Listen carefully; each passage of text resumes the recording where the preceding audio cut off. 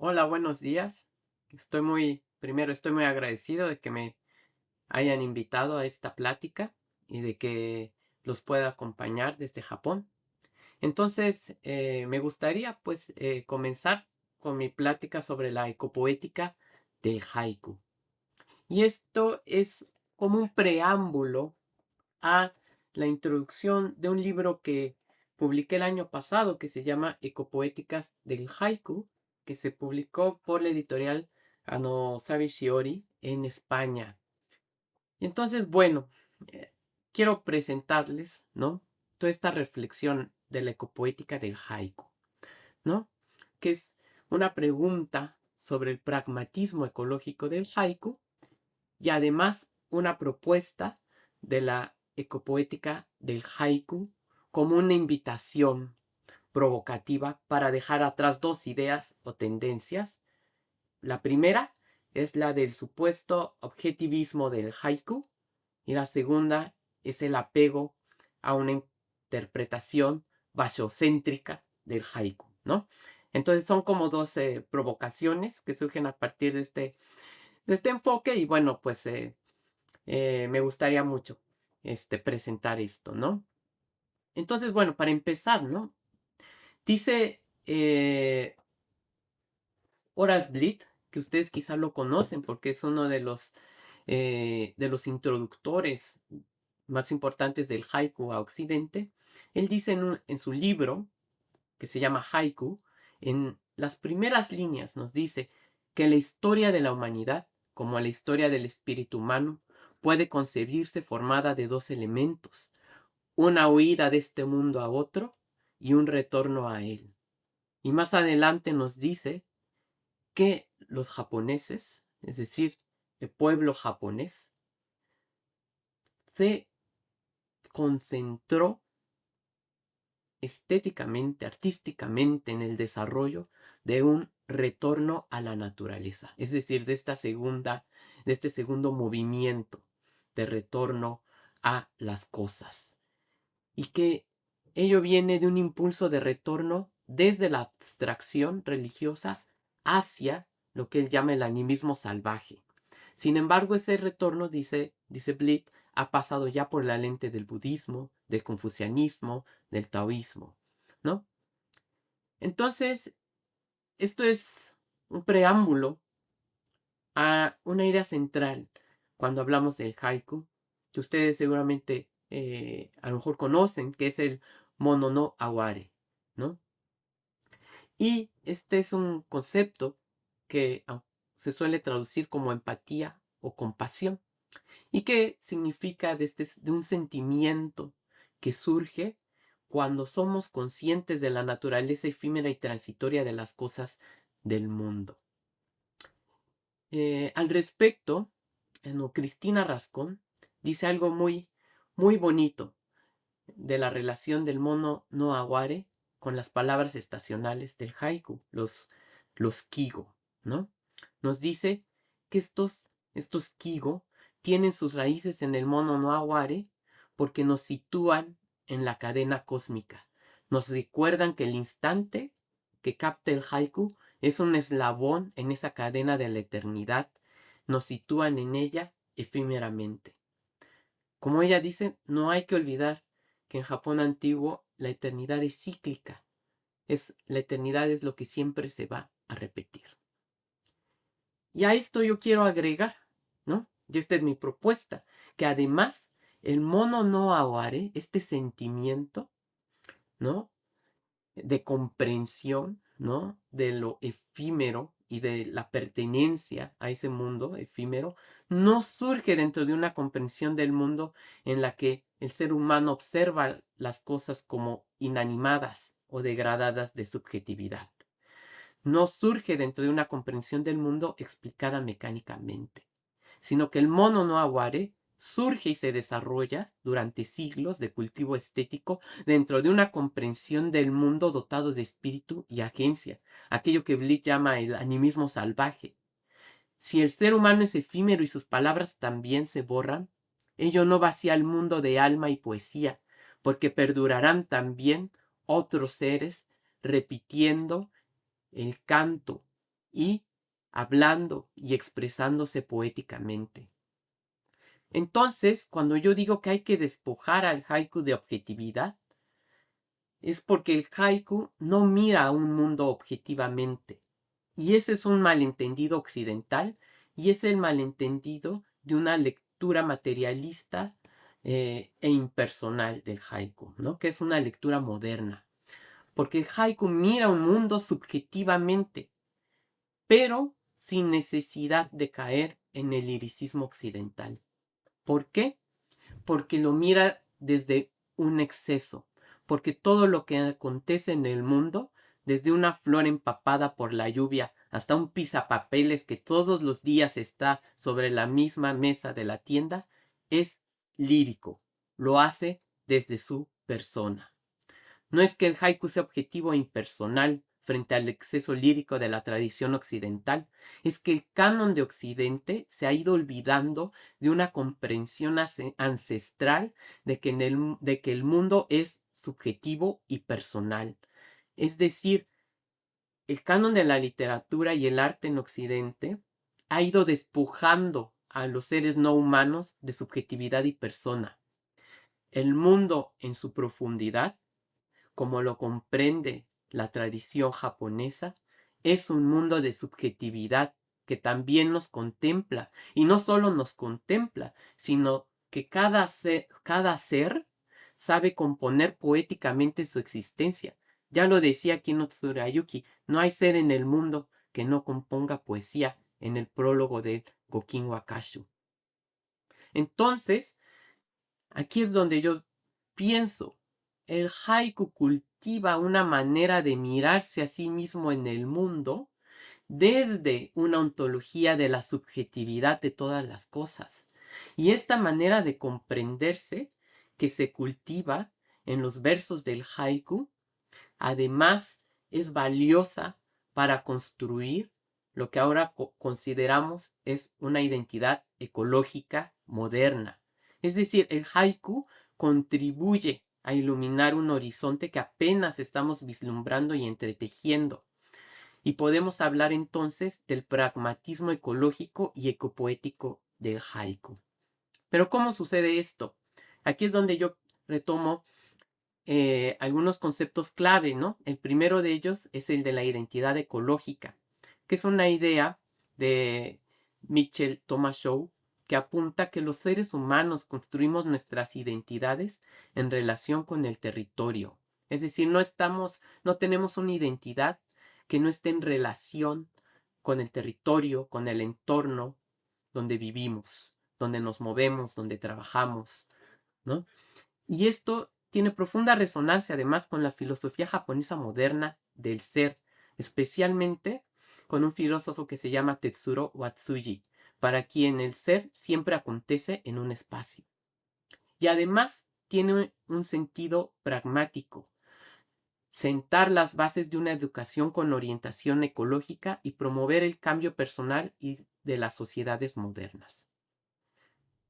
Yo soy alguien que además reconozco el deterioro de las urbes, del extractivismo, la falta de compasión ante otros seres vivos y toda la confusión, ¿no? En la que crecí en la Ciudad de México. Y como poeta, pues sostengo que la poesía es además una fuerza con agencia, es decir, que aún posee los rastros de lo que en japonés se llama kotodama, es decir, el espíritu en la palabra. Y esta es una noción japonesa muy bonita que se escribe con el kanji de palabra y el kanji de espíritu. Y por supuesto que la poesía tiene agencia y que por lo tanto influye en el rumbo de la sociedad, es algo que se considera en Japón, ¿no? Y que también yo creo que se considera y que se está comenzando a considerar más desde el sentido ecológico en México, donde el haiku se concibe también como una herramienta de apoyo en la concientización ecológica a través de concursos infantiles, programas de televisión y cada vez más también en el pensamiento intelectual, pero sin caer excesivamente en el ambientalismo.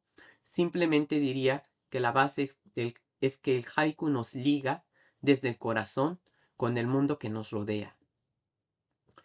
Y bueno, Se suele decir que el haiku provoca o cultiva en nosotros la admiración y contemplación de los seres no humanos, ¿no? Y esto es muy cierto, pero esto es apenas la punta del iceberg, porque al bucear por debajo de esa atención y esa sorpresa, se revela que lo que parecía en la superficie un mundo mecánico, lleno de ecosistemas, animales, plantas, bacterias y materia y energía, es un mundo que nos contempla, un mundo que tiene un alma, un espíritu y que además forma parte de lo que un amigo poeta que se llama Pedro Favorón llama la red sagrada de la existencia, es decir, forma parte de una cosmosemiótica. Es decir, el haiku nos da otra visión de la interconexión e interdependencia ecológica, no solo como la entiende la ecología científica, sino desde una noción muy cercana a la noción indígena que nosotros tenemos también en México, que nos dice que esa interconexión e interdependencia no solamente se limita al nivel de la energía y la materia o de la biología, sino que abarca también la palabra y la construcción de sentido en el mundo. Este es el vínculo entre la noción indígena que compartimos en todo el continente con la que se comparte en el este de Asia. En Japón esto se entiende como el animisumu, ¿no? Que es la palabra japonesa para animismo, que es una reapropiación de esa palabra, ¿no? Hecha por los japoneses y que refiere a la concepción ancestral del pueblo japonés.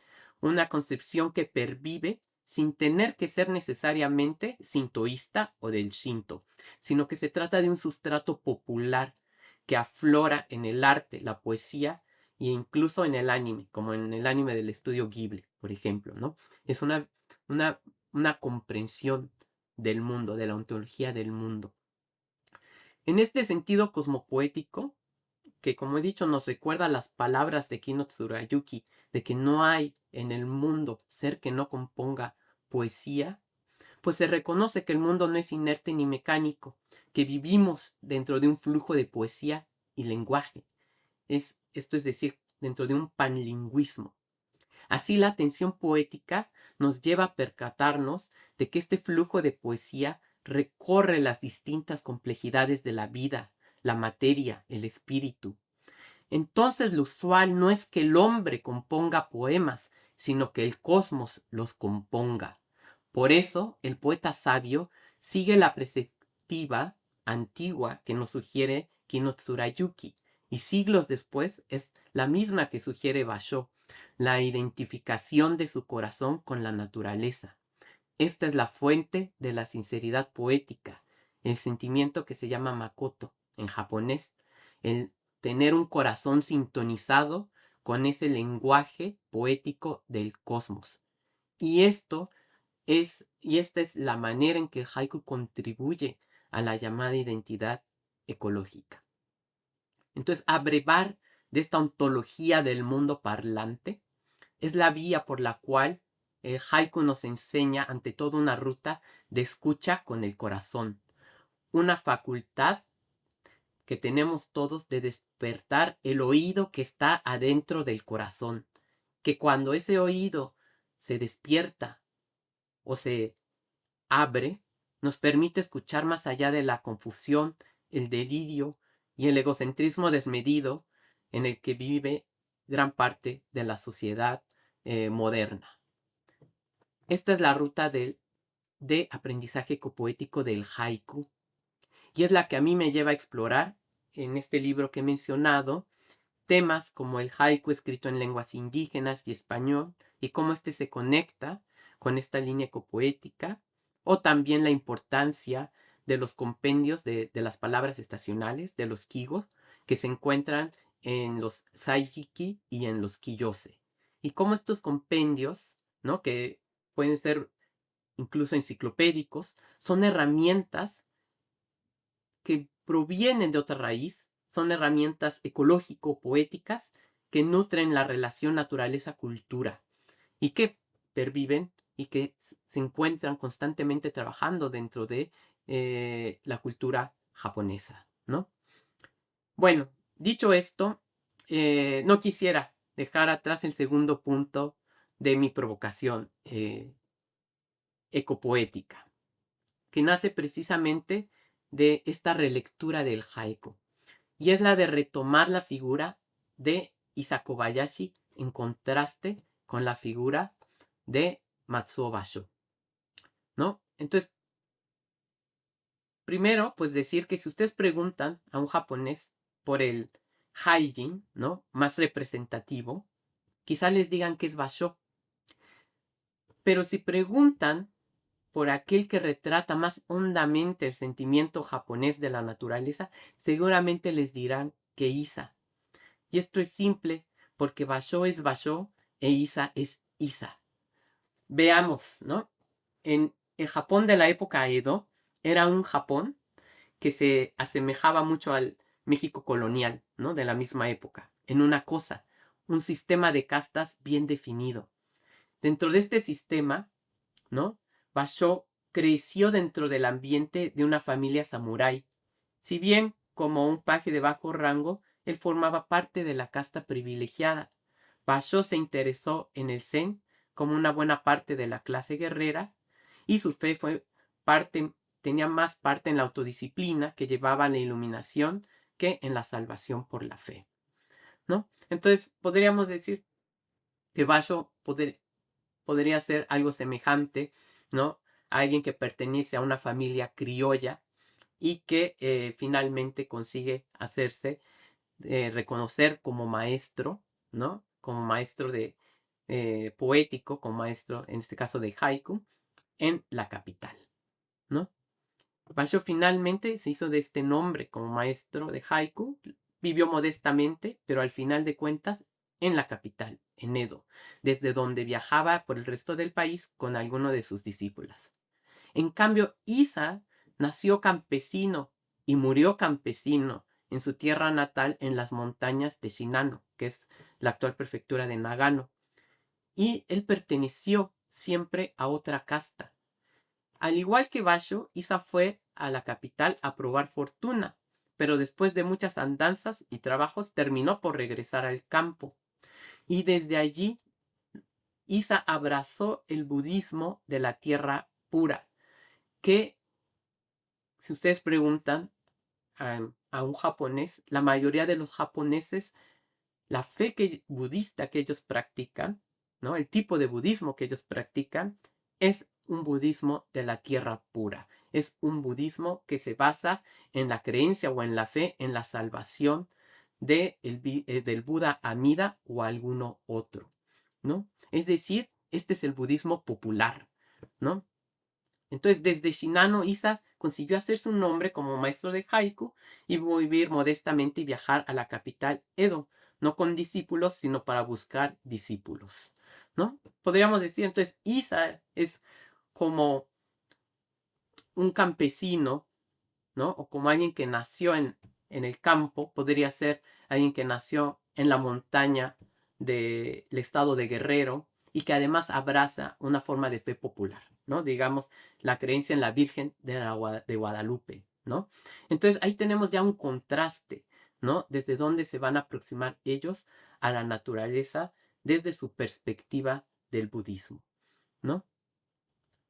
Entonces, para Basho, su mono no aware es la identificación con la naturaleza desde el ángulo de que somos parte de lo mismo y desde la disciplina de la realización del Zen.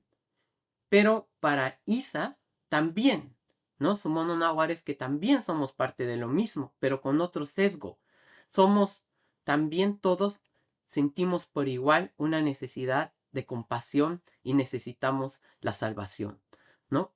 Para Basho, la cigarra, la rana, el cuervo revelan la trama espiritual del mundo. Para Isa también, pero a la vez revelan que cada ser vivo ama, sufre, baila de alegría e incluso recibe sus propios instantes de iluminación o de salvación, ¿no?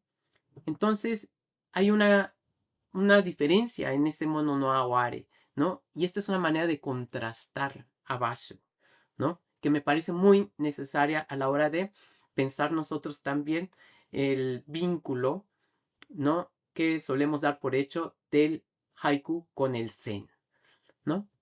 Y desde este punto de vista ecopoético, además, una gran diferencia está en que Isa, como hombre del campo, habla sobre mucha más diversidad de animales y plantas e insectos que Basho.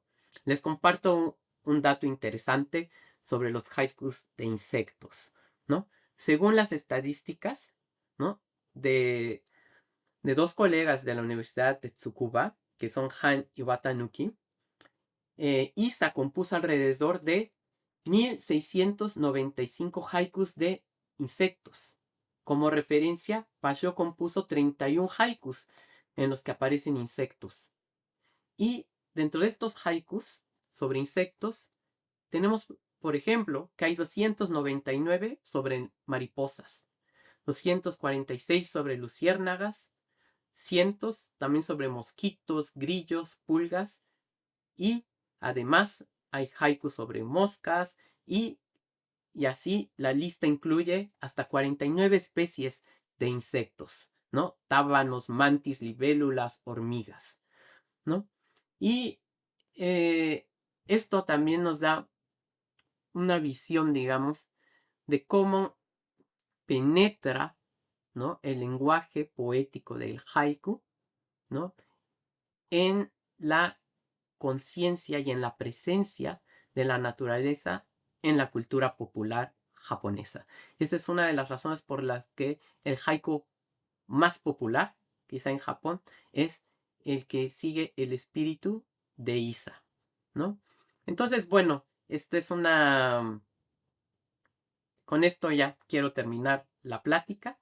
Ojalá que esto incentive también pues el debate de las muchas facetas que aún quedan por abarcar de este mundo del haiku.